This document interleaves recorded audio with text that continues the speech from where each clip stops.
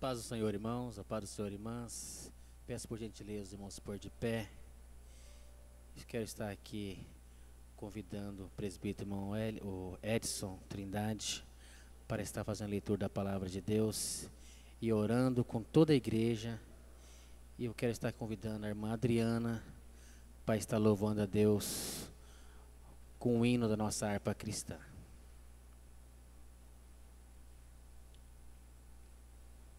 Senhor, meus amados, abramos nossas Bíblias no Salmo de número 46, onde nós temos um salmo em que nos dá a confiança de que Deus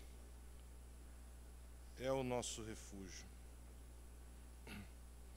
Diz assim o Salmo 46: Deus é o nosso refúgio e fortaleza, socorro bem presente na angústia, pelo que não temeremos, ainda que a terra se mude, ainda que os montes se transportem para o meio dos mares, ainda que as águas rujam e se perturbem, ainda que os montes se abalem pela sua braveza. Há um rio cujas correntes alegram a cidade de Deus, o santuário da morada do Altíssimo. Deus está no meio dela, não será abalada. Deus ajudará ao romper da manhã.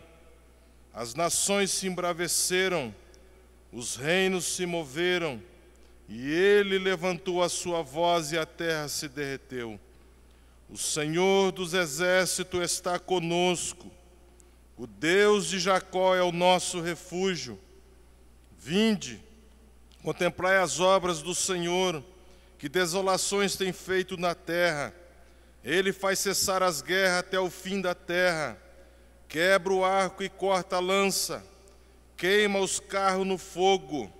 Aquietai-vos e sabei que eu sou Deus. Serei exaltado entre as nações, serei exaltado sobre a terra. O Senhor dos exércitos está conosco. O Deus de Jacó é o nosso refúgio e a nossa fortaleza. Graças a Deus por isso. Não temos nenhum pedido de oração, mas vamos agradecer a Deus.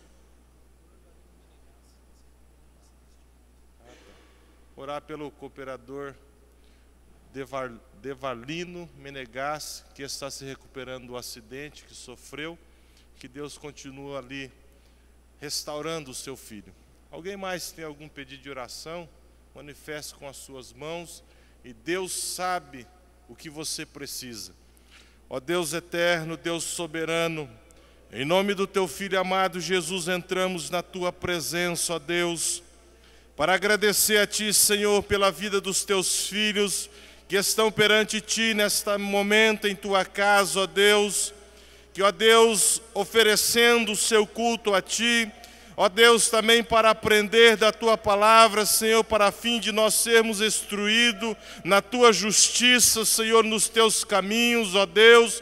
E neste momento nós Te louvamos, Senhor, pela Tua bondade sobre a vida de cada um dos Teus filhos, pela Tua fidelidade sobre a vida de cada um dos Teus filhos, pelo Teu grande amor dispensado a nós, os Teus filhos, pelas Tuas misericórdias, Senhor, que a cada dia, Senhor, nos mantém na Tua presença, ó Deus. Nós também Te adoramos, Senhor, porque Tu és um Deus onipresente, um Deus onisciente, um Deus onipotente, um Deus presciente, ó Deus. E por isso, neste momento, nós invocamos, Senhor, a Tua presença, Senhor, para que o Senhor venha, Senhor, neste momento, Senhor, esquadriar o coração de cada um dos Teus filhos, a vida de cada um dos Teus filhos, ó Deus, e aqueles que levantaram as suas mãos, ó Deus, age, Senhor, em favor dos Teus filhos, mova os Teus braços em favor dos Teus filhos, ajuda naquilo, ó Deus, que é necessário para as suas vidas, ó Deus. Nós também intercedemos, Senhor, em favor do Teu servo, pastor Robson, ó Deus, e com os irmãos que ali estão com ele na Índia, Senhor, que neste momento ali, que Tu és o Deus onipresente que está em todos os lugares ao mesmo tempo, ao mesmo momento, ó Deus, que Tu guarda os Teus filhos que ali estão, ó Deus, estende as Tuas mãos sobre eles, ó Deus, que Satanás, os demônios, Senhor, não tenha, Senhor, daqui, Senhor, fazer mal aos Teus filhos, ó Deus, porque Tu diz,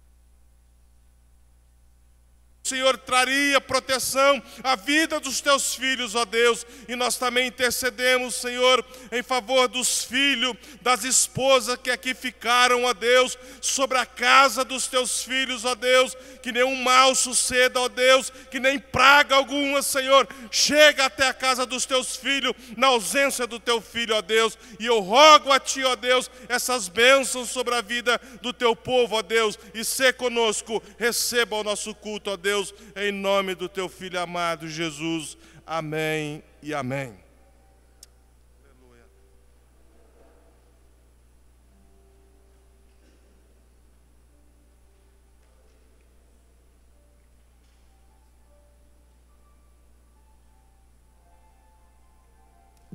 Saúdo a todos com a paz do Senhor. Vamos louvar o Senhor com o número 482.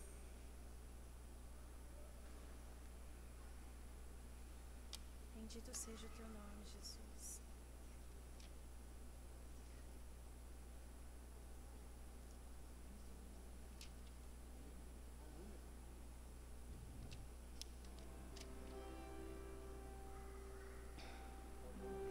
Não.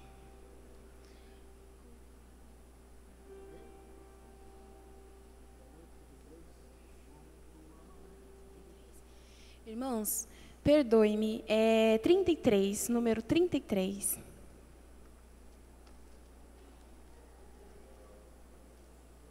Glória a Deus.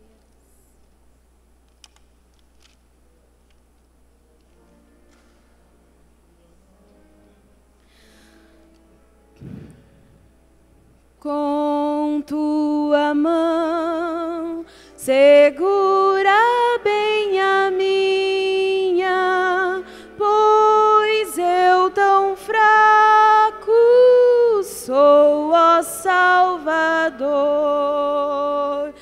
que não me atrevo a dar nenhum só passo sem Teu amparo, meu Jesus, Senhor.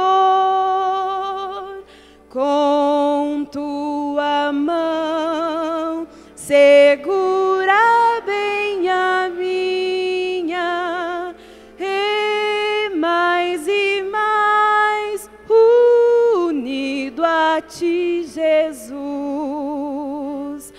Ó, faze-me que nunca me desvie de Ti, Senhor, a minha vida e luz.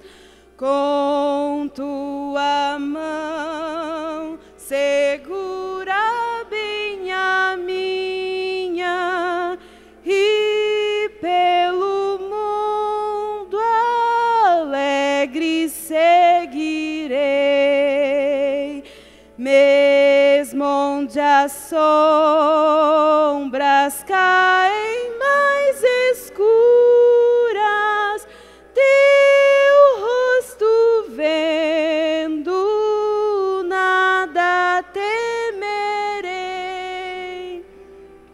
E se chegar à beira desse rio que Tu por mim quiseste atravessar,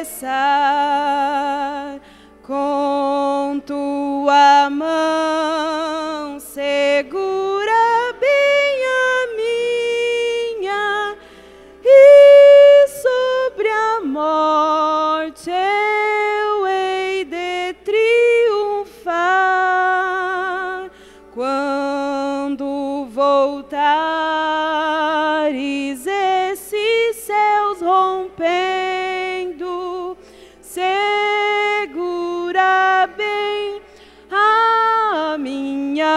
não, Senhor. E meu Jesus, ó, leva-me contigo para onde eu goze teu eterno amor. Te agradeço a oportunidade, em nome do Senhor Jesus.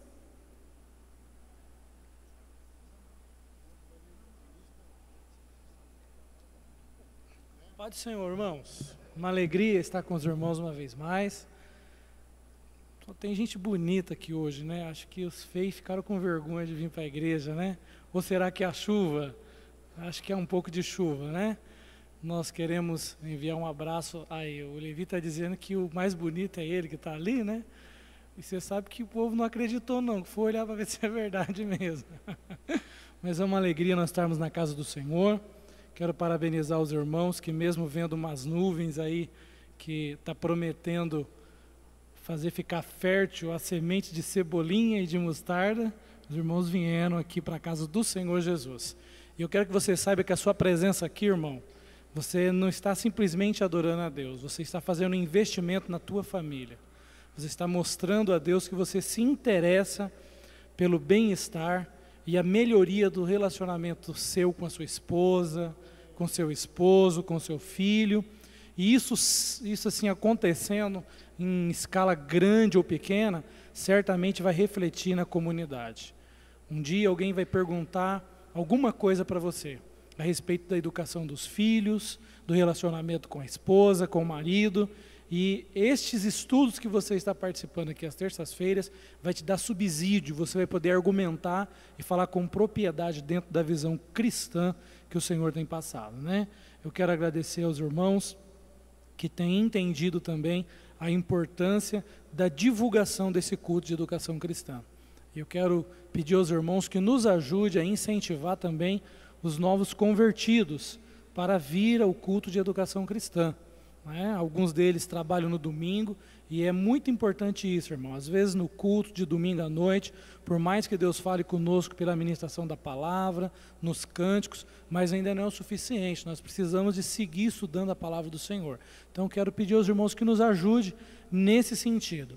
Mais um detalhe, irmãos, nós temos aqui para acontecer aqui, nós estivemos postergando, passando um pouquinho para frente, deixando para depois, devido à nossa confraternização, a correria aí da viagem do pastor Robson para a Índia e algumas situações que estavam acontecendo, e nós precisamos pôr em ação, o mais rápido possível, um censo religioso aqui ao redor da nossa igreja sede, que é para nós podermos visitar as pessoas, saber o que está acontecendo, a realidade, e daí uns dias mais, eu estou avisando agora para os irmãos me ajudarem, daí uns dias mais nós vamos estar convocando aqui nossos membros da igreja sede, principalmente os jovens e os adolescentes, para nós estarmos juntando força e fazermos isso num domingo, num feriado, provavelmente pela nossa realidade aqui, eu penso que nós vamos ter que fazer isso pelo menos umas 3 vezes, né, presbítero Edson?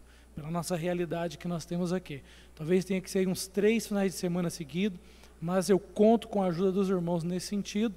Nós temos ali cerca de 600 literaturas para ser distribuída às famílias não evangélicas ou que estão afastadas da casa do Senhor, mas nós não queremos simplesmente chegar lá, entregar na mão de alguém e virar as costas, não. Nós queremos que isso seja uma semente que seja plantada definitivamente em uma família, e para isso nós precisamos saber a realidade, né? Tem um formulário muito simples e eu quero contar com a ajuda dos irmãos. Vamos estar em pé neste momento, vamos dirigir a Deus uma oração, já em seguida o pastor Joel estará ministrando a palavra de Deus, conforme Deus colocou no seu coração. Nós temos certeza que ao voltar para as nossas casas hoje, Deus vai nos ensinar algumas lições a mais. E outras pessoas estarão recordando, né? Porque eu estou vendo aqui uns irmãos que têm uma cara já de professor aí, né? Tem assim um jeito de ter vivido bastantes realidades aí. Vocês vão estar aprendendo alguma coisa a mais e recordando outras. E aí eu, assim, que sou bem novinho, né, bem inexperiente ainda, vou aprender bastante na noite de hoje. Quem que vai aprender junto comigo aí? Aleluia. Então, eu errei hoje, eu pensei que tinha bastante gente experiente aqui, né? Mas até os pequeninos aqui levantou as mãos. Que Deus abençoe grandemente. Nesta oração, vamos uma vez mais recordar do nosso pastor Robson, presbítero Anderson, cooperador Valdecir, pastor Antônio Sutir e o pastor Luciano, lá da cidade de Cascavel. Eles postaram algumas fotografias ali que não comprometem muito, que não denuncia qual é o lugar que eles estão, em algum blog, em algum lugar por aí, tem na internet, e foi muito gratificante poder ver os nossos irmãos ali junto com a igreja e o brilho no olhar do indiano de estar recebendo a visita de tantos obreiros da seara do Senhor, irmãos. Muito importante a oração que nós estamos fazendo em favor dos nossos pastores. Pai, nós rendemos ações de graça a Ti, pela vida do Teu servo que vai ministrar a Tua palavra agora, Senhor. Abre, Senhor, o nosso entendimento, que o Teu Espírito Santo nos capacite a assimilar o conhecimento que o Senhor tem para as nossas vidas no culto desta noite. Que o Senhor use o pastor Joel Amorim como um instrumento do Senhor, como boca de Deus aqui para ministrar às famílias, Senhor. Que o Senhor responda às orações das famílias realizadas, especificamente daqueles que aqui se fazem presente, os nossos irmãos que nos acompanham pela internet a partir deste momento, Senhor. Que o Senhor abençoe os seus lares, que eles recebam aí, Senhor, por intermédio da ministração da palavra do Senhor, que eles terão pelo seu computador, a bênção de Deus sobre a sua família. Que o Senhor os visite agora, Senhor, quer seja em um quarto, numa sala de uma casa, aí num escritório. Oh Deus, o Senhor conhece aqueles que estão acompanhando por intermédio, Senhor, de um aparelho móvel, Senhor, por um tablet, quer que esteja em um shopping, em algum lugar neste momento, Senhor. Abençoa, Senhor, este irmão que nos acompanhe, responda às suas indagações e cubra suas vidas, Senhor, segundo as necessidades deles, conforme diz a sua palavra, que segundo a sua riqueza o Senhor supra as nossas necessidades. Oramos uma vez mais em favor dos pastores e dos obreiros que acompanham o pastor Robson nessa viagem à Índia. Abençoa, Senhor, os nossos irmãos e fala conosco, para a honra e a glória do Senhor. Estamos com os nossos corações abertos, Senhor, e aquilo que a sua palavra diz, Senhor, nós queremos ser, necessitamos de Ti, e nos entregamos em suas mãos agora, para a glória do Senhor. Amém. Pastor Joel. A paz do Senhor, amados. Podeis assentar. Os irmãos estão contentes por nós estarmos aqui, mais uma vez, como pais, para recordarmos juntos algumas coisas interessantes que o Senhor tem para nós e que é um desafio bastante grande para todas as famílias hoje. Hoje eu passei o dia estudando alguma coisa sobre família, lendo alguma coisa, comentando alguma coisa, e a gente vê tantas coisas que estão acontecendo hoje, no mundo de hoje, no comportamento da sociedade de hoje, a cada dia mais distante de princípios bíblicos, e a gente vê o prejuízo na sociedade, e a gente fica assim pensando onde é que a gente vai parar. Mas graças a Deus que o Senhor tem nos dado a oportunidade, né, irmãos, de estarmos aqui juntos, aprendermos na palavra do Senhor. Eu gostaria que os irmãos, por gentileza, abrisse a Bíblia em Deuteronômio, capítulo 6, do verso 5 ao verso 9. Deuteronômio, capítulo 6, do verso 5 ao verso 9. Deuteronômio 6, 5 a 9. Irmãos, acharam? Deuteronômio, capítulo 6, do verso 5 ao 9. Diz assim: Amarás, pois, o Senhor teu Deus de todo o teu coração e de toda a tua alma e de todo o teu poder. E estas palavras que hoje te ordeno estarão no teu coração, e as intimarás a teus filhos, e delas falarás assentado em tua casa e andando pelo caminho, e deitando-te e levantando-te.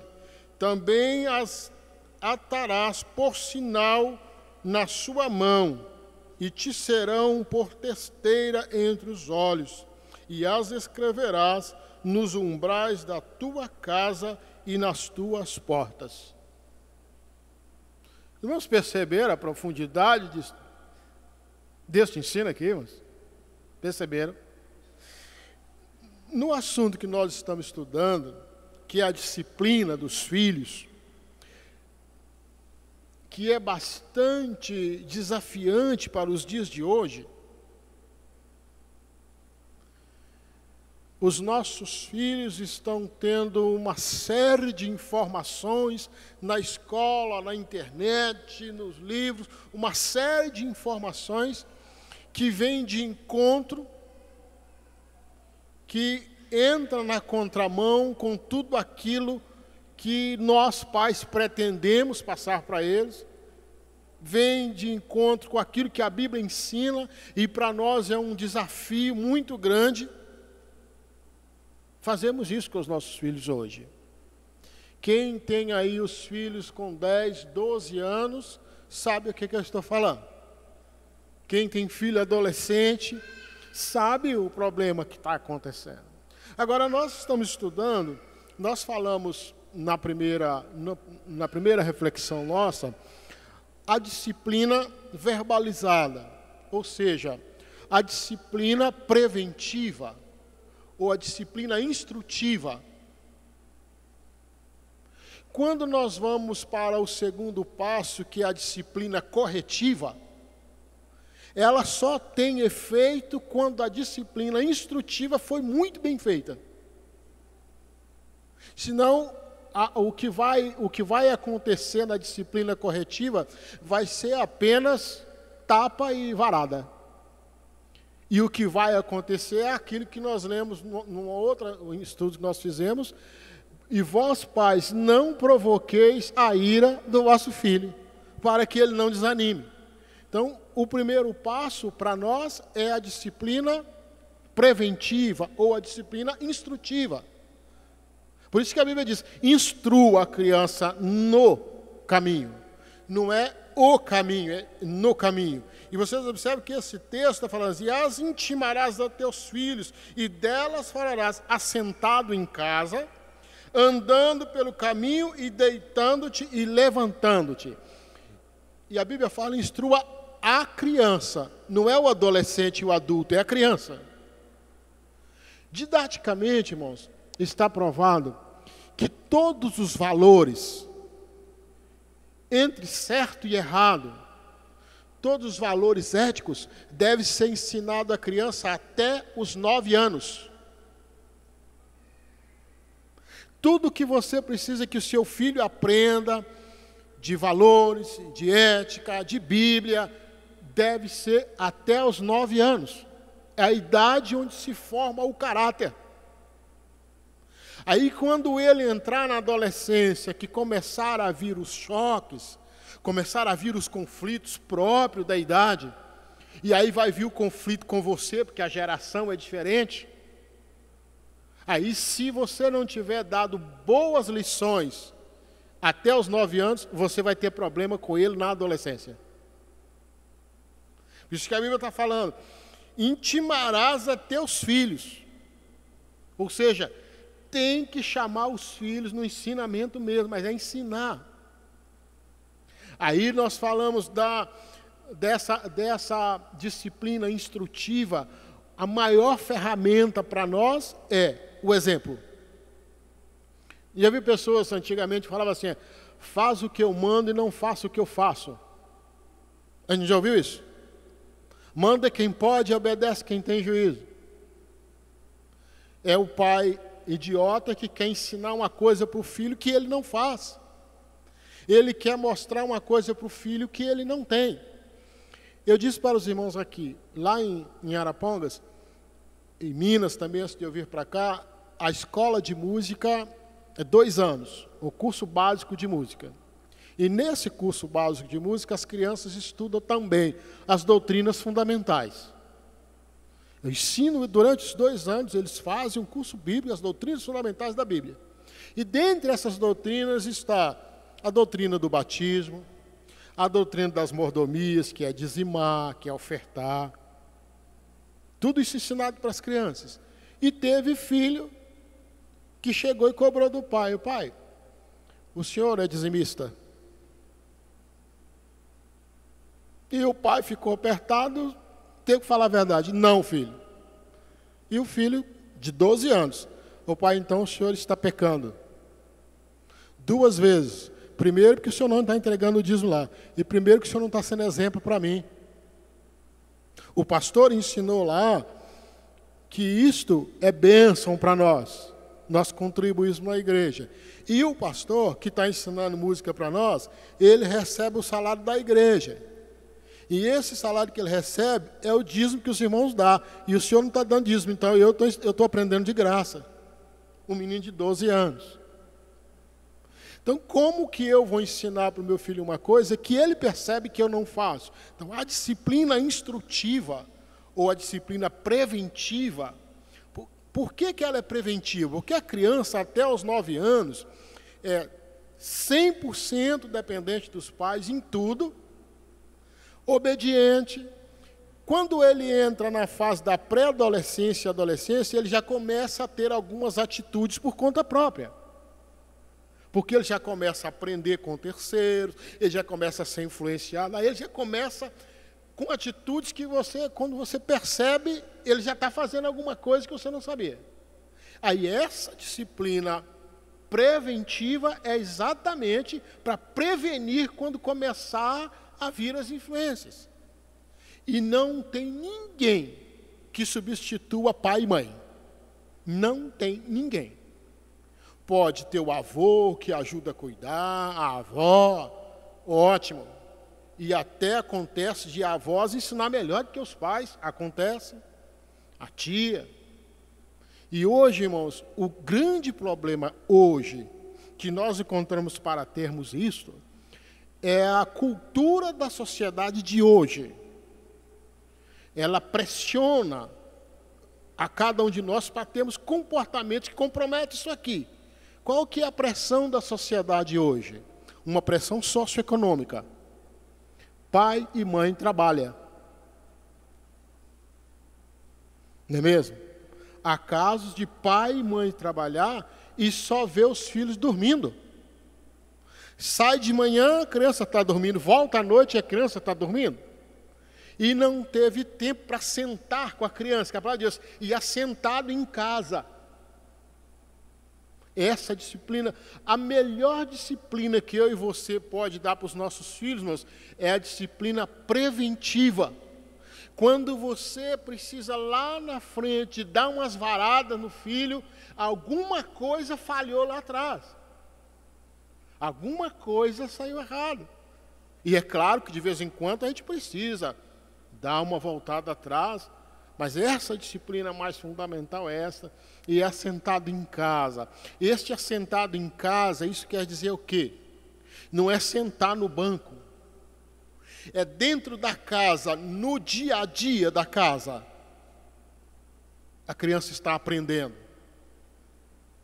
Uma criança, um homem, que vê o pai aos berros com a esposa, que nunca viu o pai chegar em casa, dar um abraço na esposa, fazer um carinho com a esposa, ele nunca viu. Ele vai imaginar que é assim a vida lá fora. Então, o ensinamento dentro de casa, aquilo que a gente vive. Aí depois nós vamos para o segundo passo, que é a disciplina corretiva.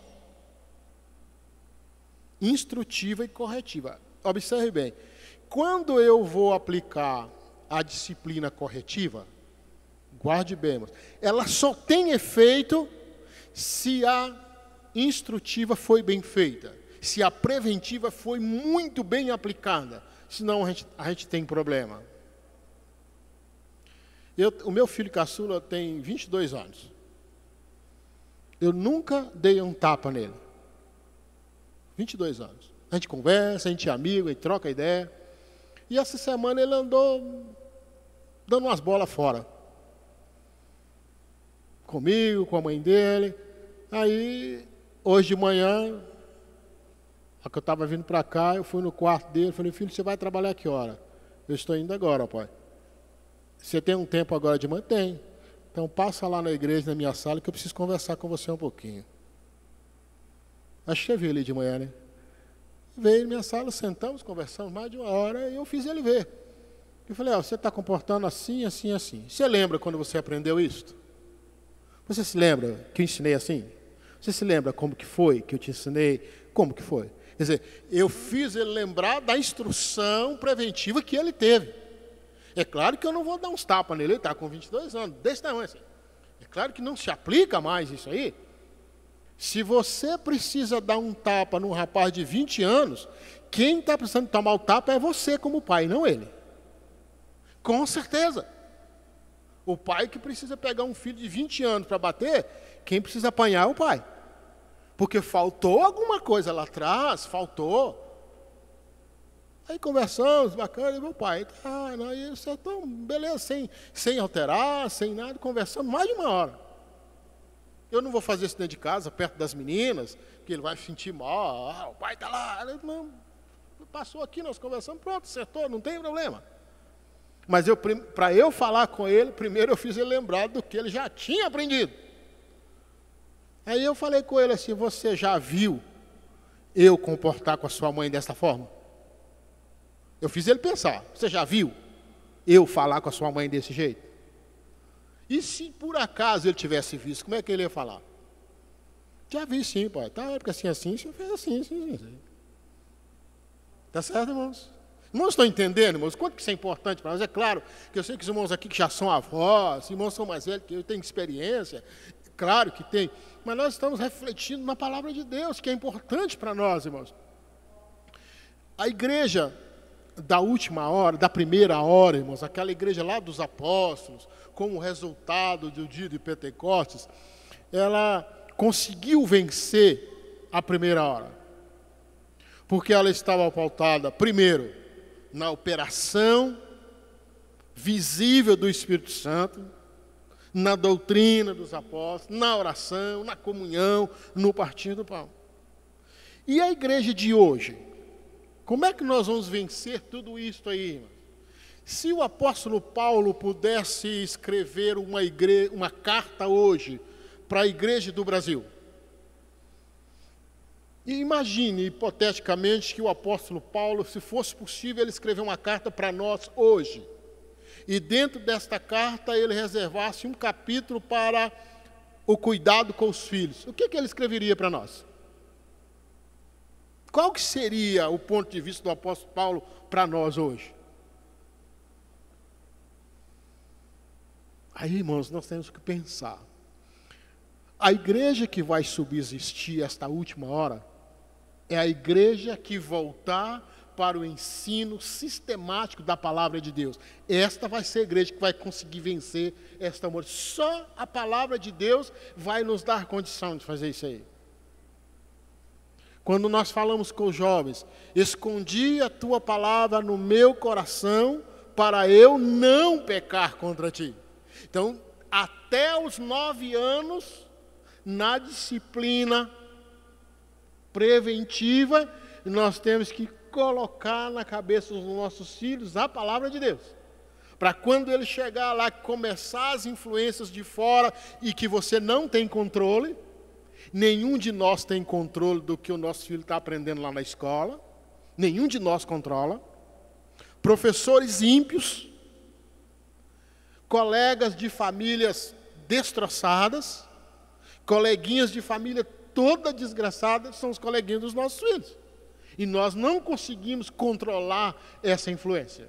E todos nós sabemos que, infelizmente, as influências maléficas causam mais efeito do que as benéficas. Minha mãe falava assim, coisa errada não precisa ensinar 2 vezes. Não é mesmo? E a coisa boa precisa estar ali todo dia. A coisa errada o menino pega rapidinho e já está fazendo. Aí, essa disciplina. Eu me lembro, irmãos, quando eu saí de casa aos 18 anos. Aos 18 anos, há quase 40 atrás, um menino de 10 anos hoje sabe mais coisa do que eu quando tinha 18. Ele tem mais informação do que eu quando tinha 18 naquela época. E eu incluí na Polícia Militar. Irmãos, imagina o quadro para mim.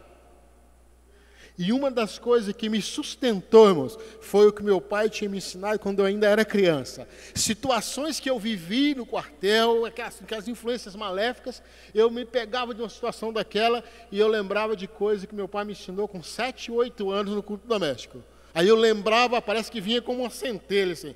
Aí eu desviava da situação, porque eu lembrava de algo que ele tinha me ensinado. Eu vivi algumas situações. A primeira foi que eu fui policiar um baile de carnaval. Carnaval de 1976. Tinha acabado de fazer 18 anos. Eu era recruta ainda, estava fazendo escola ainda. O que eu vi dentro desse baile, que era um clube da elite da cidade, o que eu vi, irmãos, de tanta podridão, eu não sabia daquilo, eu não tinha informação daquilo, eu nunca tinha visto aquilo. Eu fui parar no hospital, deu um choque emocional, de tanta podridão que eu vi lá fora. E o que mais ajudou foi que quando eu vi tudo aquilo, eu ficava comparando com aquilo que eu tinha aprendido dentro de casa, com aquilo que eu tinha sido instruído na palavra de Deus. Aquilo chocou. Eu fui parar no hospital. Aí depois, passados uns tempos, eu já estava formado, já tinha terminado o curso. A primeira vez que eu fui ter ideia, que eu fui ver uma revista pornográfica. Eu nunca tinha imaginado que aquilo existia. E apareceu um cabo velho lá no quartel, o cara com quase 60 anos, vendendo aquelas revistas para os recrutas. E eu cheguei, estava no alojamento, todo mundo naquilo, eu bati o olho, vi aquilo. Eu adoeci de novo, irmão, de ver aquilo, porque eu não imaginava que era possível o ser humano fazer aquilo. Por causa do mundo que eu vivia como crente, o que eu tinha ensinado. Agora imagina se o meu pai não tivesse me instruído de fato, sistematicamente. Eu estava longe de casa, com 18 anos, com os meus hormônios na flor da pele. Era mole para eu desviar. Estava a 200 quilômetros distante de casa, morava sozinho. Era fácil para eu desviar. Mas a instrução que eu tive foi que me garantiu. É aquilo que instrua a criança no caminho em que ele deve andar, e quando ele estiver velho, não se desviará dele. Então, a disciplina preventiva tem muito valor quando você for aplicar a corretiva. Agora, qual que é a disciplina corretiva? O que é corrigir? Corrigir é dar uns tapas? Corrigir é dar uns gritos? Não, corrigir é voltar ao que é certo. Fazer uma correção no erro e voltar ao original.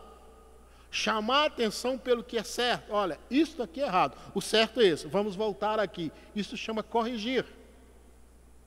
Agora, como que a criança até os 9 anos cresceu adoidado? Como é que agora na adolescência você vai corrigir algo que ele ainda não aprendeu o que é certo? Você só pode chamar para o certo aquilo que ele já aprendeu de certo. Aí você sabe comparar. Por que está errado? Por isso, por isso e por isso. E agora, vamos voltar aqui. A disciplina corretiva. Aí, irmãos, é muito sério para nós. Muito sério. É claro, é o que eu já disse, tem muitos irmãos aqui que têm mais experiência do que eu, são avós, e nem tem filho mais nessa idade. Não é mesmo? Mas tem os nossos irmãos que estão com as crianças chegando agora. Não é mesmo? E de repente, você que é pai hoje com um menino de 10, 12 anos, talvez você não teve o pai para te dar a instrução que você precisa para os seus filhos hoje. Você não teve o privilégio de ser criado com um pai crente, com um pai que foi denodado no ensino, e hoje você pode ter dificuldade para ensinar os filhos. Agora, como que é essa correção, irmãos? A primeira, nós estamos dando uma recapitulada, irmão, reforçando, para nós concluirmos o assunto. Didaticamente, a melhor forma de nós gravarmos o que é ensino é estar recapitulando sempre, repetindo sempre, para fechar o assunto, para a gente gravar o que está sendo ensinado. Senão a gente passou e vai embora, e a gente não fixou determinados pontos que é importante. Agora, tem uma coisa, mas a Bíblia fala que aquele que ouve a palavra de Deus e não as pratica, não as pratica, é como o homem que constrói a sua casa na areia. Não adianta nós aprendermos e não praticar. Aquilo que eu aprendo só tem valor se eu praticar. Se eu não praticar, melhor eu não ter aprendido. Só tem valor se nós praticarmos aquilo. Quantos aqui tem filho até 9 anos? Está na idade até 9 anos. Observe bem. Tudo da formação do caráter é até os 9 anos. Todos os valores é até os 9. Depois dos 9 não tem mais jeito. Consegue alguma coisa, mas o caráter já vai estar formado. E o caráter, você vai dizer se a pessoa vai ter bom caráter ou mau caráter, é dependendo dos valores que ele aprendeu até os 9 anos. Depois dessa sequência aqui, nós vamos falar da educação sexual dos nossos filhos, que é um tabu. Tem irmãos que chegam até a arrepiar quando fala de assunto na igreja. Tem crente que até hoje fala que falar de sexo no púlpito é pecado. Tem obreiro que fala, não, isso é pecado, não pode falar na igreja. Isso não é coisa de falar no púlpito. Como se ele não tivesse vida sexual. Como se não houvesse. Como se nós fôssemos crentes, fomos assexuados. Aceitou Jesus? Acabou, não tem mais negócio de sexo. Agora acabou, não existe mais isso. Né? Não, agora, tem crente que pensa assim.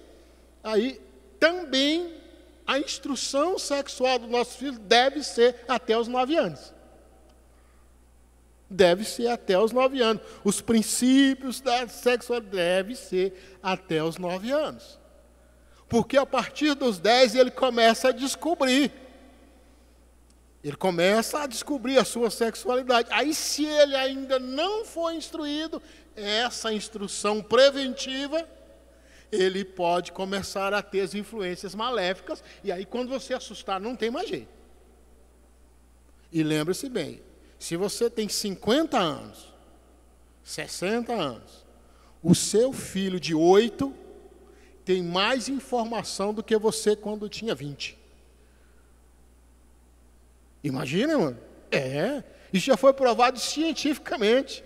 Uma criança de 8 anos sabe mais coisas do que eu quando tinha 20. Já imaginou, irmãos? O que isso pode deturpar? Tudo que eu sou hoje como adulto, que você é como adulto, é reflexo da instrução que você teve. A instrução preventiva. Pode fazer uma análise, tudo que você é hoje é resultado de lá. Por isso que nós temos que cuidar. E uma outra coisa, eu tenho falado sempre, tem sido sempre a minha tônica aqui. Os nossos filhos são herança do Senhor. É uma herança de Deus. Os meus filhos, seus filhos, é uma herança que o Senhor deixou conosco. E nós temos a obrigação de cuidar bem deles. E tem muitos de nossos pais que estamos deixando os nossos filhos por aí, crescendo à vontade. Aí depois, quando ele está com 12, 13 anos, você coloca ele num grupo de adolescentes da igreja e quer que a irmã que toma conta dos adolescentes cuide do seu filho. Não, corrige ele para mim, pastor, corrige, me ajuda. Não, você tinha que ter ensinado até os 9. Pastor não é obrigado a educar filho seu, não. Professor de escola dominical não é obrigado a educar seu filho. O máximo que nós podemos fazer é te ajudar, mas a educação é sua. Os irmãos estão entendendo, irmãos, o que nós estamos falando? O que o Senhor está falando para nós? Eu hoje sou avô. E todo mundo fala que avô estraga filho, né? E eu acho que é mesmo. Meus netinhos, quando chegam, eles moram muito longe, né? Tem um netinho com 8 anos, quando ele chega, minha menina falou, pai, por favor, não estraga meu menino. Porque aquilo que ela fala que não pode, ele sai com o avô. Deixa eu ir com você, que a mãe não deixa eu fazer. E aí acaba fazendo. O avô sempre dá um jeitinho, né? Eu não sei se os irmãos que são avós são assim, mas a avó sempre dá um jeitinho, não dá? De estragar o menino, né? Aí quando o pai vê, o avô já estragou. Mas é importante nós observarmos isso, irmãos, é muito importante nós observarmos. Agora, quando nós precisamos de aplicar a disciplina corretiva, ela sempre vai precisar, irmãos. A disciplina instrutiva, aquela preventiva, ela é a base. E sempre nós vamos precisar de aplicar a disciplina corretiva. Sempre. corrigir alguma coisa que saiu do eixo. Corrigir alguma coisa, ou seja, trazer de volta para o original, chamar atenção para o que foi ensinado, isso é sempre assim. Sempre vai ser assim. Nós sempre vamos precisar. Aí nós aprendemos que a disciplina corretiva, ela tem 2 pontos. Primeiro, o castigo. Para que é o castigo? O que quer dizer a palavra castigar? É purificar, é tirar o erro, tirar o que está estragando, isso é castigar. Quando você percebe, depois que você ensinou, até os 9 anos, você está tranquilo, não, eu já ensinei tudo que eu tinha que ensinar para o meu filho, ele já aprendeu com o meu exemplo, já aprendeu com o ensino dentro de casa. Aí vem, irmãos, a importância que tem o culto doméstico. Eu acho que eu já falei para os irmãos aqui, e eu não tenho dificuldade de expor isso aí. Eu tenho um certo trauma com o culto doméstico, por causa do meu pai. Por causa do jeito que ele fazia o culto doméstico, eu acabei criando um trauma. Eu tive dificuldade de fazer culto doméstico com os meus filhos. Por quê? Meu pai batia se não fosse para o culto doméstico. Era um culto doméstico de manhã e outro à noite. Um culto doméstico 5h30 da manhã é terrível. Botar menino de 8 anos ajoelhado 5h30 da manhã, irmãos, só Jesus. Ninguém dá conta. E meu pai fazia. E quando a gente que era batizado com o Espírito Santo, passava uns 3 cultos sem falar língua estranha, ele puxava a orelha. E eu cansei de falar língua estranha por minha conta para não apanhar. Então eu trouxe isso para a minha vida adulta e tive dificuldade. Mas o culto doméstico, irmãos, é a melhor oportunidade que nós temos para a disciplina preventiva. E até para a disciplina corretiva. Quando nós começamos a aplicar a correção, nós temos que usar exatamente dos instrumentos que nós usamos para a disciplina preventiva. Os instrumentos são os mesmos. Mostra, olha como que você errou aqui, olha o que nós aprendemos. Nós estávamos vindo certinho até aqui, e aqui você saiu do caminho. Então vamos corrigir. O castigo quer dizer, vamos purificar isso aí. E a criança começa a entender. Aí, no primeiro estágio, irmãos, para uma criança de 10, 11, 12 anos, irmãos, não existe coisa pior do que você tirar a liberdade dele. Lembra que nós falamos isso aqui? Aí você já está no estágio de correção. Já não é mais aquela instrutiva, ela é corretiva. Aí lembra, ela só vai ter eficácia se a preventiva foi bem feita. Então preste atenção. Aí eu tenho responsabilidade, você tem responsabilidade, porque você vai ser covarde com o seu filho se você está corrigindo uma coisa que você não ensinou bem. Não ensinou direito, como é que você vai corrigir agora? É igual o professor, ele dá a prova e depois ele vai corrigir. E ele vai analisar os erros que o aluno teve na prova. E ele vai saber, eu ensinei isso aqui direito? Eu ensinei isso aqui bem ensinado para os alunos? Aí, de repente, o erro do aluno foi em cima do que você ensinou mal ensinado. Você não foi bem claro para ele, aí na hora da prova ele não conseguiu acertar. Aí você está lá corrigindo a prova dele, para ver o que é, e a culpa foi sua. Aí você tem que voltar lá e ensinar de novo. Quando eu dava aula na universidade, eu dava aula para o último ano, do curso de graduação, matéria complicada, muito difícil, eu sabia da dificuldade dos alunos, para aquilo eu entendia que era uma matéria difícil, e se eu não facilitasse para eles o aprendizado, na hora da prova eles iam ter dificuldade.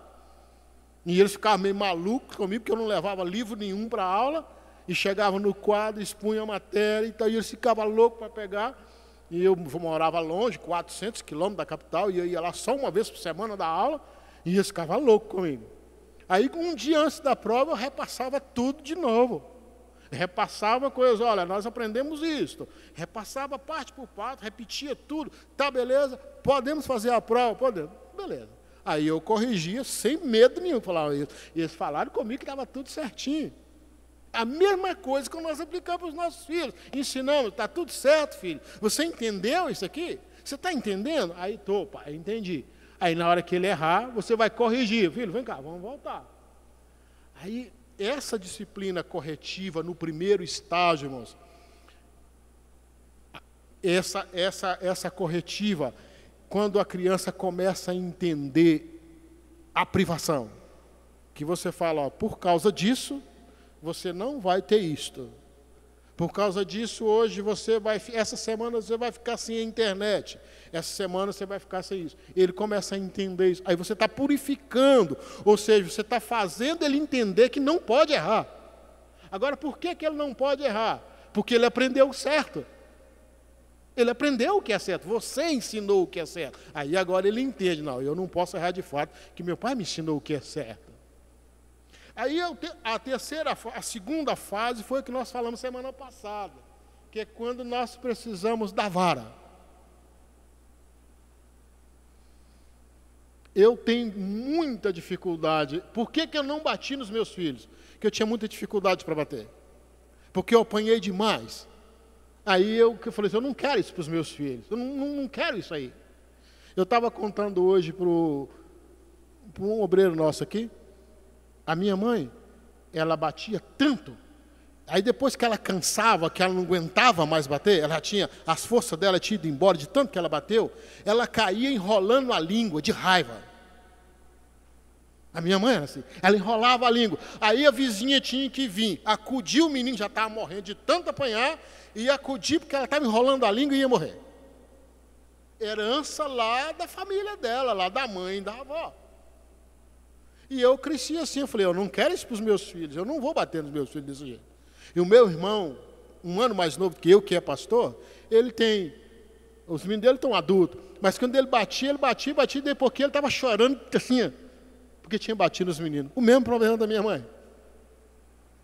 Aí, essa hora que nós precisamos da vara, aí vamos ver a Bíblia, o que fala. Nós lemos vários textos aqui, semana passada, da vara, né? Não poupeis a vara do vosso filho, fustigará o seu filho com a vara.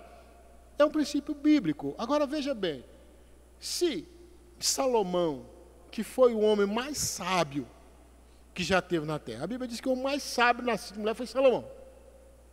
Quando ele teve a oportunidade de orar a Deus, lá na inauguração do templo, Deus falou assim, Salomão, pede o que você quer. Ele pediu sabedoria, não foi? E Deus deu sabedoria. Aí se ele escreve isto para nós, está claro que é um ensino baseado na sabedoria que Deus deu. Foi inspirado na sabedoria que Deus deu para ele. Imagine um ensinamento desse aqui, que tem mais ou menos aí no mínimo 900 anos antes de Cristo. E ele escreveu isso aqui porque Deus havia inspirado uma sabedoria sobrenatural, uma sabedoria disso. E ele ensina que a vara deve ser um bom instrumento. Agora, só que hoje nós temos a bendita lei, né? A lei da palmada, que nós falamos aqui semana passada, e que não é tão nova assim, porque se nós olharmos lá na Constituição, já existe alguma coisa que fala da disciplina imoderada, o castigo imoderado que causa lesão. A Constituição já fala disso. E agora o novo Código Penal que está sendo estudado e reformado no artigo 136 fala disso. E vem essa nova lei aí que vai mudar o Estatuto da Criança e Adolescente no artigo 18, aplicando isso aí. E como que nós vamos ficar diante disso aí? Os irmãos que têm filhos aqui, o que os irmãos falam de dar uma palmada para corrigir? O que os irmãos falam? Ou os irmãos acham que está errado? Dá umas varadinhas de vez em quando, faz mal? Chamar a criança lá e, olha, você vai... Não pode ser a moda antiga como eu fui, né? Era para dar uma varada, dava 1000. O dia que eu apanhava pouco, que eu me dava por satisfeito, era 3, 4 surros por dia. Esse dia eu ficava satisfeito, porque eu tinha apanhado pouco, mas eu apanhava mais. É terrível, mano. E é uma coisa que não se aplica hoje, não dá para entender isso aí. Mas tem o seu lugar, irmãos, tem. Tem o seu lugar. Eu não sei se eu contei para os irmãos aqui. Lá em casa nós éramos 14 irmãos. 9 mulheres e 5 homens. E eu aprendi desde cedo a valorizar ensinos bíblicos. Meu pai me ensinou muito isso aí. E a minha irmã, ela deve ter uns 35, não sei quantos anos que ela tem, ela é bem mais nova do que eu. Ela aprendeu a fumar maconha com uns 15 anos, 16 anos. Os irmãos não imaginam o trabalho que deu meu pai. Meu pai pastor e a filha com 15 anos fumando maconha. Irmãos, imagina a dor do pai e ter que corrigir. Agora não adiantava dar varada mais, que estava com 15, 16 anos. E ela ficou uma coisa demoníaca. E uma das vezes que eu cheguei lá em casa, ela estava desafiando o meu pai, brigando com ele, coisa que os mais velhos nunca fez. E eu era policial na época. E os policiais da cidade já tinham falado comigo: olha, Joel, sua irmã está com uma turminha aí difícil. E nós já livramos a cara dela umas 2, 3 vezes aí por causa de você. E eu ficava apertado com aquilo. O que eu vou fazer? E eu cheguei em casa, ela está lá desafiando o pobre do velho, lá, conversando fiado, falando coisa que não devia. E o meu pai chorando. Aí eu chamei ela no quarto e falei: você está com problema de cabeça? Você já parou para analisar o preço que isso vai te custar amanhã? Você já parou para analisar o que isso vai te custar? Porque tudo que você está fazendo está contrário ao que o pai ensinou. Tudo que você está fazendo, você não aprendeu aqui dentro de casa. Agora, eu podia deixar os polícias te dar um pau aí, te levar lá para a delegacia e te dar umas cacetetadas, deixar você dormir uns 3 dias lá, para você aprender. Mas eu não vou fazer isso por causa do pai. O pai vai sofrer mais ainda. Mas eu podia deixar, falar com os colegas aí, ó, que se pegar na rua, leva. Deixa lá uns 3 dias lá no chão frio para ela aprender. E ela, eu falei: pois é, um dia, eu falei com ela: um dia você vai chorar algumas lágrimas, você vai lembrar disso aqui. Vai te custar muito caro. Pode aguardar. Você vai, não estou te rogando praga. Aí li a Bíblia para ela, veja aqui o que a Bíblia fala. Amanhã você vai ver. Amados, passou, ela arrumou um namorado lá no meio dela, nesse meio que ela vivia. Pela bondade de Deus, esse rapaz veio aceitar Jesus, casou com ela, hoje é pastor, esse marido dela é pastor numa igreja lá, mas o filho dela cresceu aos 20 anos, e ele já estava viciado em maconha. Aprendeu no mesmo lugar onde ela aprendeu. Exatamente no mesmo lugar. Ele foi lá e aprendeu a fumar maconha no mesmo lugar onde ele aprendeu. Dezembro de 2009, me parece. Aos 20 anos de idade. Foi lá, criou uma briga lá. Um outro maconheiro veio e deu 2 tiros na cabeça dele, no lugar onde ela aprendeu a fumar maconha. Ela viu o filho ser morto aos 20 anos, exatamente com a desobediência que ela fez. Ela estava colhendo exatamente aquilo que ela plantou. Quando a Bíblia fala: e vós, filhos, honra o teu pai e tua mãe, para que te vá bem e te prolongue os dias. Então, honrar pai e mãe faz a gente se dar bem na vida e ainda faz a gente viver muito. Agora, se não honra, vai acontecer o contrário. Vai dar tudo errado na vida e ainda vai viver pouco.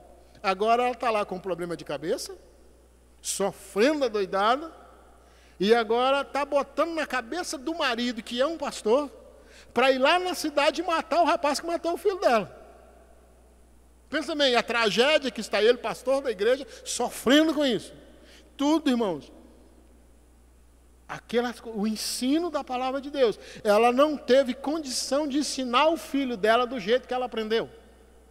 Não teve como ensinar o filho do jeito que aprendeu. E uma coisa, irmãos, as coisas que acontecem na nossa vida são recorrentes. Se você der uma olhada para trás, tem alguma coisa que faltou lá e agora desembocou aqui. Aí é importante para nós, que somos a igreja do Senhor, aprendermos, refletirmos, botar em prática.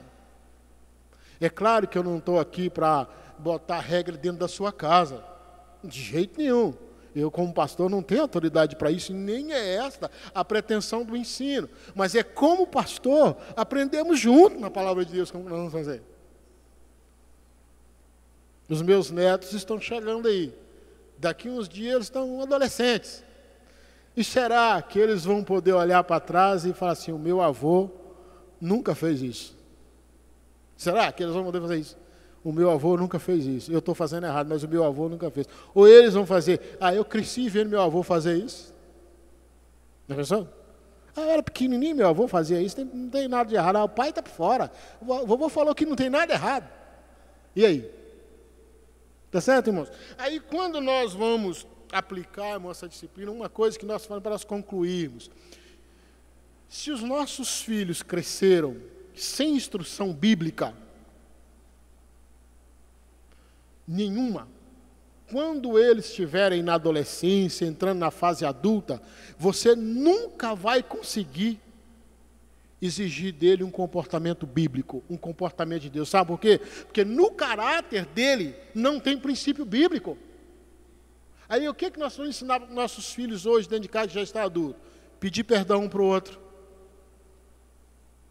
Faz parte da disciplina. Pedir perdão o outro pelo que ofendeu. É difícil. Só se pede perdão para o outro quem tem instrução bíblica. Aí ensina, olha, vai lá pedir perdão ao seu irmão, por causa disso, peça perdão a ele. Isso é muito importante, o exercício do perdão dentro de casa. Tem pai que tem dificuldade de pedir perdão ao filho. Marido que tem dificuldade de pedir perdão à esposa. Esposa que tem dificuldade de pedir perdão ao marido. Quantas vezes, às vezes, eu erro com a minha esposa? Eu faço alguma coisa que eu ofendi. Eu falo alguma coisa que eu ofendi. É obrigação minha chegar, olha, eu errei aqui, me perdoa. Perto dos meus filhos na mesa, eu falo, me perdoa, eu errei aqui. Olha, eu estava enganado, me perdoa. Os meus filhos é isso. Para que eles saibam fazer isso, pedir perdão. A outra coisa, irmãos, tem pai que fala assim, se você não me pedir perdão, eu vou te bater de novo. Já viu o pai fazendo assim? Dá umas varadas no filho, fala, me pede perdão. Não, vai pedir? Então você vai apanhar de novo. Eu já vi o pai fazer isso. Isso não é pedir perdão. Consciente. Ensinar os nossos filhos, pai, me perdoa por isso aí. Hoje meu filho, com 22 anos, conversando bastante, ele falou, pai, o senhor me perdoa, de fato, eu pisei na bola com o senhor. É a linguagem deles hoje, né? Se eu falasse pisei na bola com meu pai antigamente, ele dava outro tapa. Mas a linguagem deles hoje é o pai. Ele falou como assim, velho, eu pisei na bola mesmo, né? Mas o senhor me perdoa, eu estava errado mesmo.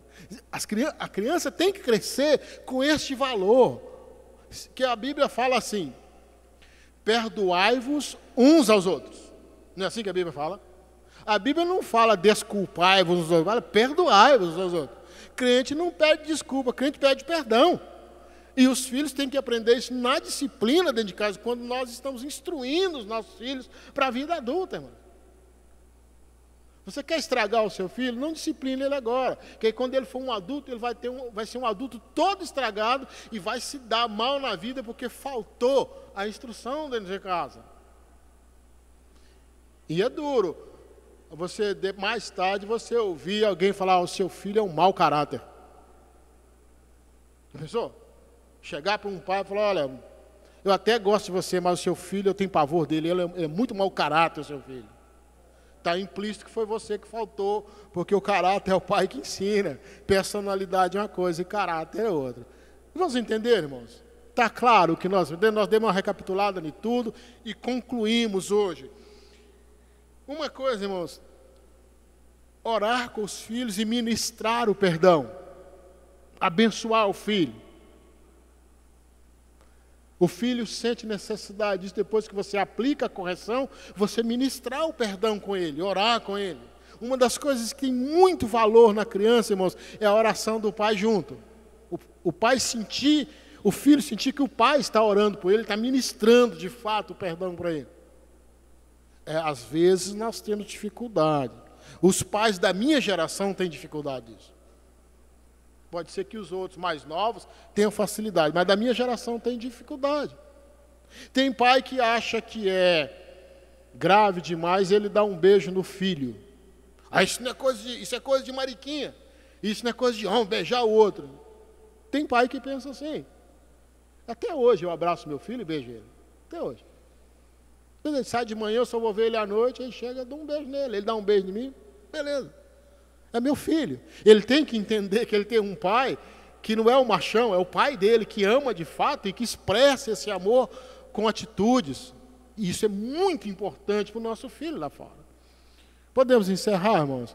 Na próxima terça-feira, nós vamos falar sobre a orientação sexual dos nossos filhos à luz da Bíblia. Como que a Bíblia nos orienta nisto e qual a alternativa que nós temos biblicamente para prevenir os nossos filhos dessa desgraça que está aí o mundo com relação à sexualidade. Eu fui ensinar para minhas crianças na escola de música lá, criança de 12 até 15 anos, e eu percebi que nenhuma delas tinha tido informação a respeito disso dentro de casa. Nenhuma dos pais tinha ensinado a respeito disso. E eu percebi que as crianças ficaram assim, perguntavam, discutiam, eu vi que o resultado era porque os pais não haviam falado ainda, e estavam aprendendo atravessado lá na escola. E aí nós temos que ensinar como que surge isso aí. E sabe qual que é a melhor época, irmãos, de nós falarmos da sexualidade para os nossos filhos? Dos 7 aos 9 anos. Ah, não fala, não, isso é coisa do diabo, não, isso não pode falar com criança, não, isso não pode falar, isso não é assunto para criança. Aí ele entra 9, 10, 12, 13, quando você pensa que não, ele já aprendeu lá fora. Aí não adianta você corrigir mais não. Lembra que eu falei, você só consegue corrigir aquilo que você ensinou. Corrigir quer dizer trazer de volta o que é certo. Reparar o que está errado onde deveria estar certo. Aí se você não ensinou o que é certo, não existe argumento para corrigir. E aí nós temos que ensinar as nossas crianças. Amém, amados? Podemos orar? Pastor Daniel. Vamos colocar de pé, irmãos, fazer uma oração, encerrar e depois o pastor Daniel segue aqui com a ministração da oferta. Pai querido, nós adoramos o Senhor, agradecidos por este ensino.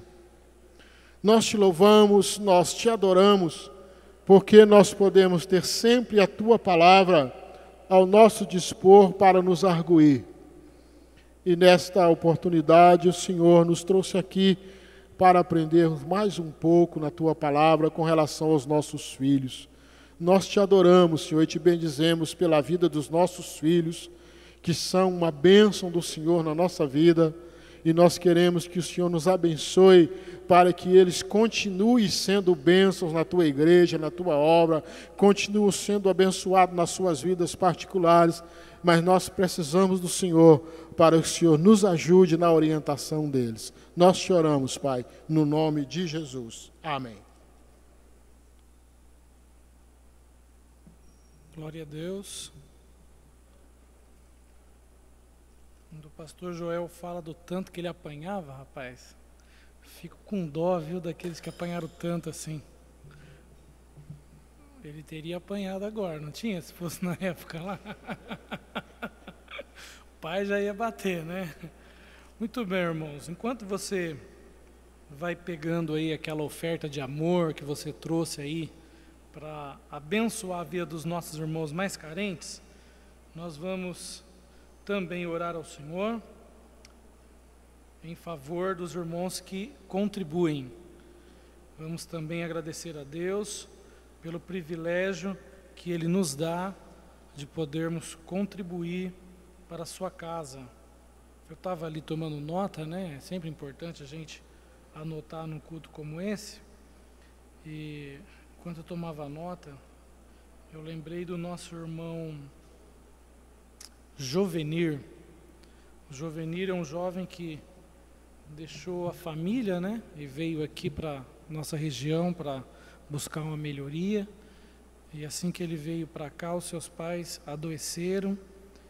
E ele sempre se preocupou, pediu oração pelos seus pais.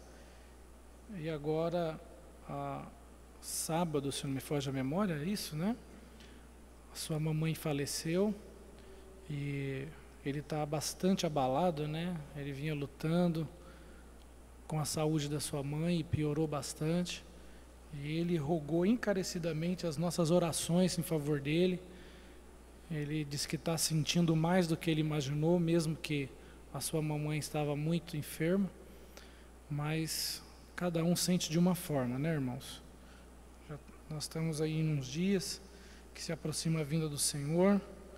E o inimigo busca todas as formas de tirar a alegria dos nossos irmãos. Mas eu quero que, se você estiver passando por alguma luta e a sua alegria está diminuída, seu ânimo está querendo ir embora, que você se alegre no Senhor, porque a nossa alegria, ela não se resume a um prato bonito de comida, a nossa alegria não se resume a um salário bom no seu devido lugar, no dia.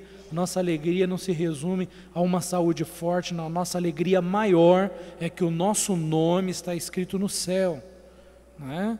Então, você que se recorda desse detalhe, lembra, meu irmão, que nós temos alguns irmãos sofrendo. Vamos estar em pé? Toma a sua oferta aí, assim como eu vou tomar a minha aqui agora. Vamos apresentar ao Senhor. Eu louvo a Deus, viu, meus irmãos, pela sua vida, que tem ofertado nesses dias e tem tornado possível nós socorrermos os nossos irmãos que são mais carentes, né? Vou chamar aqui o irmão Ageu para estar cantando o hino da harpa juntamente com toda a igreja. E depois que o irmão Ageu terminar de cantar o hino, o pastor José Jorge vai estar orando, impetrando a bênção apostólica, e nós concluímos o nosso culto. Eu quero desafiar a sua fé, que depois eu não vou tomar mais a palavra, né? A vir quinta-feira orar conosco aqui, tá? Venha orar conosco, com a igreja. Deus está fazendo grandes maravilhas na vida dos nossos irmãos que estão fazendo sua campanha de oração. Alguns são um pouco tímidos, contam o testemunho escondidinho, né? Mas Deus está fazendo maravilhas, viu? Que Deus abençoe. Se você estiver passando por alguma luta, venha orar conosco. Pai, nós apresentamos a Ti a oferta que nós vamos, neste momento, depositar, Senhor, com amor, reconhecendo que o Senhor é soberano sobre as nossas vidas. Abençoa, Senhor, o irmão que oferta nesta noite. Ó Deus, faça render o seu salário em suas mãos. Não permita, Senhor, que a crise financeira roube a alegria dos seus filhos. Não permita, Senhor, que o devorador coloque as mãos sobre aquilo que é dos teus servos. Mas honra, Senhor, os seus filhos que dizimam. Honra, Senhor, os seus filhos que ofertam. Eu agora, Senhor, estou requerendo, Senhor, uma vez mais, que a promessa do Senhor se cumpra na vida daquele que hoje lança a mão na salva, depositando dízimos e ofertas, Senhor. Tua palavra diz que o devorador não terá sucesso, Senhor. O Senhor vai repreender ele, e o Senhor vai fazer com que a vida desse teu filho seja reconhecida de tal forma, pelos aqueles que olham para a sua vida, que vão saber que é o Senhor que cuida da vida dos seus servos, ó Deus. Prospera o teu povo, Senhor, e ajuda, ó Deus, para que os projetos de vida deles sejam abençoados em Ti. Senhor, aquele que está desempregado aqui hoje, Senhor, abra a porta do trabalho, Senhor. O Senhor sabe, Senhor, que tem pessoas sofrendo aqui hoje. O Senhor sabe que tem pessoa aqui, Senhor, que está frustrado, Senhor, porque tem colocado currículo, Senhor, em algumas empresas e não tem vindo, Senhor, a resposta. Agora, em nome de Jesus, Senhor, essa pessoa que ora comigo neste momento, honra a fé do seu filho, da sua filha, cuja oração o Senhor ouve neste momento, Senhor, e ainda esta semana dá uma resposta positiva a eles, Senhor, e nós queremos junto com eles glorificar o seu nome, e eles vão testemunhar que esta oração foi atendida da parte do Senhor. Abençoa também, Senhor, aquelas famílias que serão socorridas com esse recurso levantado hoje, Senhor. Livra eles, Senhor, e coloca eles num estado que eles possam glorificar o seu nome, reconhecendo que o Senhor é Deus sobre as suas vidas, em nome de Jesus. Adoremos o Senhor juntos. Aleluia. Eu quero saudar os irmãos na paz do Senhor, amém? Vamos cantar o hino de número 394, 394.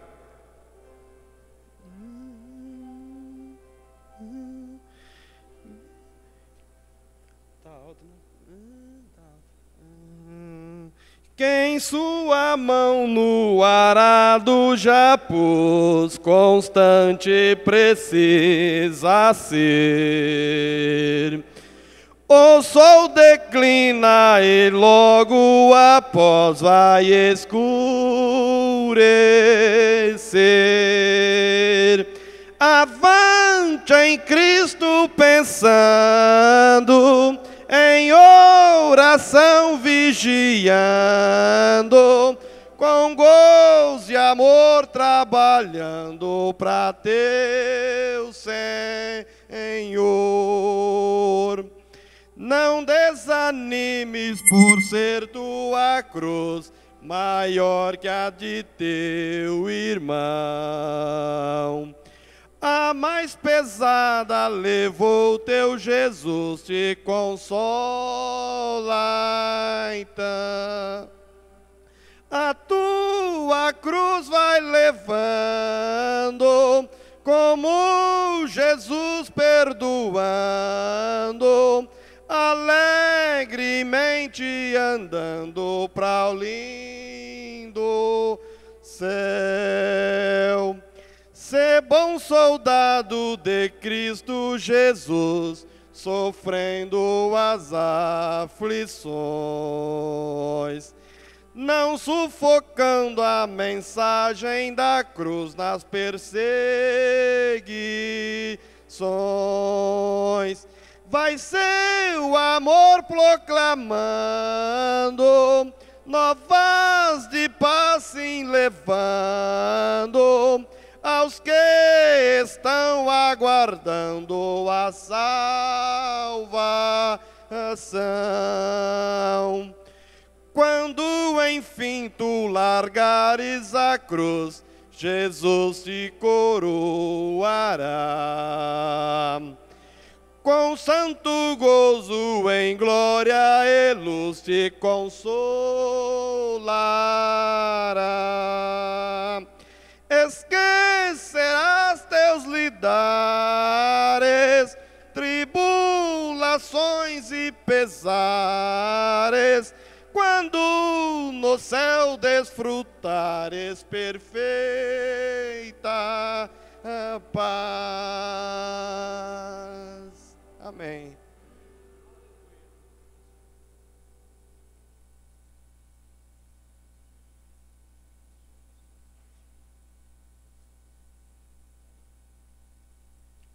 A paz do Senhor, irmãos.